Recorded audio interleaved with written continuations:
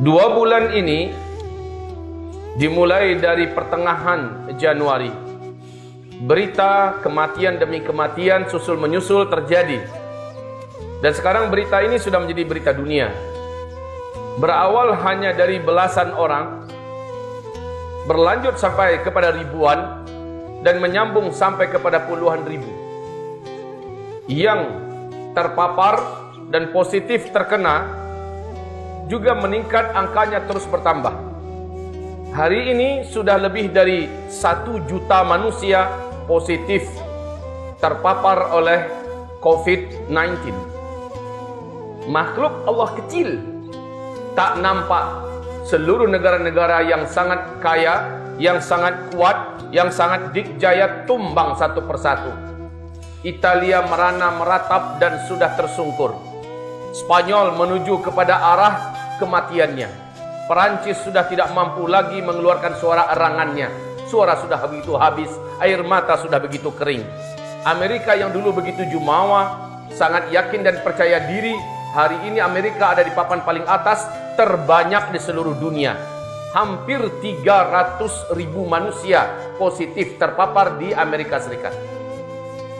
Angka kematian juga tidak main-main, tidak tanggung-tanggung.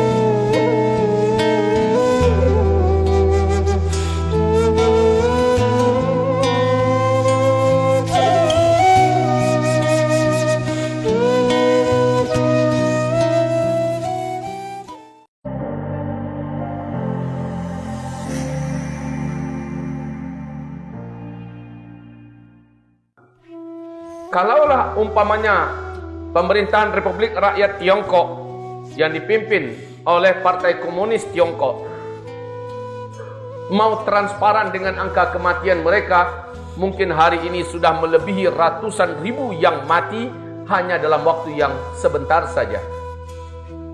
Maka apa yang mau kita katakan?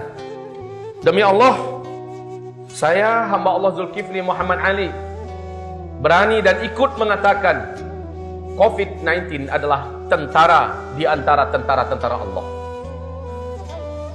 Lalu mungkin kita bertanya, bukankah ini buatan manusia? Kenapa ini dinisbatkan kepada tentara Allah Subhanahu wa ta'ala? Jawabannya adalah, apakah ada sesuatu yang bergerak di bumi ini tanpa izin Allah? Apakah ada sesuatu di bumi ini yang berlaku berjalan tanpa seizin Allah? Segala sesuatunya adalah dalam aturan, skenario dan rancangan Allah Subhanahu wa taala. Tuktabu kulla syai' 50 sana qabla khalqiha. Segala sesuatu 50.000 tahun sebelum diciptakan sudah tertulis apa yang akan terjadi. Allah telah tetapkan bahwa COVID-19 ini akan nanti ada. Sekarang seluruh negara-negara kuat telah mencurahkan seluruh potensi ekonominya secara habis-habisan dan belum mampu dan belum ada jaminan mereka akan mampu mengatasi ini. Maka akan serentak satu dunia mengalami kemelaratan, kehancuran ekonomi, kelaparan. Sudah mulai kelaparan merata di beberapa titik. Tidak ada lagi makanan, kampung-kampung mulai merana. Dan ini baru permulaan. Bagaimana nanti ke depan? Apalagi ada karantina wilayah. Ada penghentian aktivitas, pemblokiran daerah-daerah, kampung-kampung. Tak mampu dibayangkan ke depan betapa beratnya kehidupan ini. Maka bagi siapapun kita yang menganalisa, ikut mempelajari hadis-hadis akhir zaman, Nabi Muhammad SAW mengatakan dalam Sahih Imam Al-Bukhari di kitab Al-Adabul Mufrad bahwa puncaknya nanti di akhir zaman, sebelum Dajjal keluar, sebelum tanda-tanda besar kiamat terjadi, adalah terjadi kelaparan, kelangkaan pakan yang menyebabkan manusia menjadi jahat dan mereka menjadi kasar, brutal, tega membunuh tetangganya hanya demi sepotong roti yang ada di tangan tetangga. Dia bunuh tetangganya itu. Sepertinya suasana ini sudah mulai mendekat. atau kita didekatkan oleh Allah dengan suasana tersebut. Sebentar lagi kemarau yang sangat panas dan ekstrim dengan jangka waktu yang lebih panjang daripada tahun sebelumnya akan sama-sama kita hadapi. Kaum muslimin yang kami muliakan, maka betapa berat ujian yang akan kita pikul ke depan. Kita kembali kepada COVID-19. Tentara Allah Subhanahu wa taala. Adakah senjata canggih Cina mampu mengendalikannya? Adakah teknologi hebat Israel mampu menghentikannya? Adakah negara terkuat nomor 1 di dunia yang paling jaya Amerika Serikat mampu memeranginya? Padahal apa yang mereka tidak punya? Apa yang mereka tidak punya? Ekonomi di tangan mereka. Media mereka kuasai di seluruh dunia. Tentara mereka yang terbaik katanya. Apa yang mereka tidak punya? Tetapi hari ini bahkan ribuan tentaranya positif COVID-19 dan mereka tidak mampu untuk mengatasinya. Ini adalah tentara Allah Azza wa Jalla. Ibarat Allah yang kami muliakan. Tapi bagi kita orang beriman, kita tidak layak dan tidak pantas tegang, cemas, khawatir, takut. Paling banter kita meninggal dunia, status kita insyaallah syahid. Apanya ditakutkan? Kita berpindah dari kehidupan yang melelahkan ini kepada kehidupan yang tidak ada lagi kelelahan, tidak ada lagi kelaparan, tidak ada lagi penyakit, tidak ada lagi ketegangan, tidak ada lagi yang pantas ditakuti, menuju kebahagiaan, menuju surga Allah Azza wa Jalla. Maka tidak ada yang ditakutkan. Allah mengharamkan kepada kita jangan takut. Fala takhafuhum. Kamu nggak boleh takut dengan mereka. Apabila kita menderita, orang kafir juga menderita. In kuntum ta'lamuna fa innahum ya'lamuna kama ta'lamun wa tarjuna minallah ma la yarjun. Kalau kamu tersiksa, kamu menderita, mereka yang kafir-kafir juga merasakan yang sama. Bedanya, mereka mati menuju neraka jahanam untuk diazab abadi selama-lamanya. Kalau kita mati, dosa-dosa kita diampunkan, kita syahid, dan kita menuju ke surga Allah yang kita rindu-rindukan. Maka tidak pantas orang beriman takut.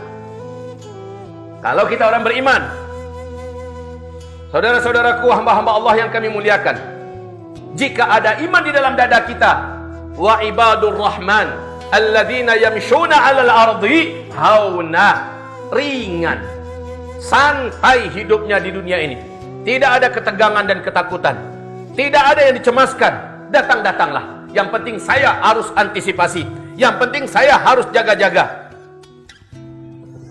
Ibarat Allah, tidak pantas orang beriman merasa khawatir dan takut dalam hidup ini. Karena tidak ada yang perlu ditakuti kecuali hanyalah Allah. Karena Allah lah penggenggam dunia dan akhirat. Allah lah pemilik neraka dan surga. Allah lah yang menentukan siapa yang layak untuk disurgakannya nanti dan siapa yang pantas dimasukkan ke neraka. Kenapa ada orang-orang beriman kecemasan dan ketakutan dengan COVID-19? Padahal dia adalah satu di antara tentara-tentara Allah. Dan tentara Allah tidak akan memakan tentara Allah yang lain. Kalau kita merasa mendaftar atau terdaftar sebagai tentara Allah, tenanglah. Dia akan menjadi mitra kita.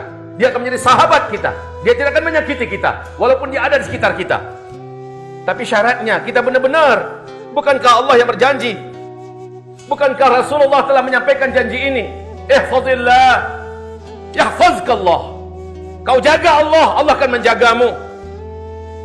Jaga syariat Allah, jaga perintah-perintah Allah, laksanakan. Jaga larang-larangan Allah, tinggalkan. Allah yang jaga. Kemarin ini saudara kita yang kita cintai terpapar oleh virus. Padahal mereka adalah orang saleh, ahli zikir, bertakwa, tapi mereka terkena virus. Jawabannya, bukankah mereka ahli zikir?